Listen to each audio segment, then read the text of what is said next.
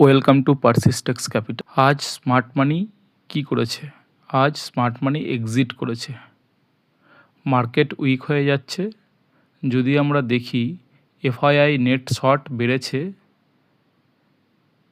সেটা হয়ে net short যেটা ছিল সেটা বেড়ে হয়েছে 1,83,314।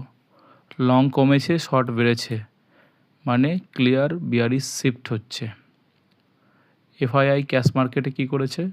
ক্যাশ মার্কেটে এফআইআই 2,078 কোটি সেল করেছে, ডিআইও সেল করেছে, মানে ডাবল প্রেশার।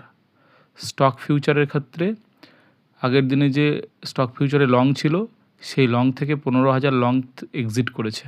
অপশান সিগন্যাল কি হয়েছে? যদি পিসিআর দেখেন, পিসিআর 0.96 রয়েছে, আইভি বেড়েছে, মানে ভোলাটিলিটি বাড়ছে, ডাউন সাইড রিস্ক অ্যাক্টিভ হয়েছে। নিফটি কনটেক্সে যদি মার্কেট কনটেক্সে যদি দেখেন, নিফটি ডাউন হয়েছে, ভিক্স আপ হয়েছে, মানে ফিয়ার বিল্ড হচ্ছে। গতকাল বুলিশ ছিল, আজ পুরো রিভার্স, তার মানে স্মার্ট মানি ডাইরেকশন বদলেছে।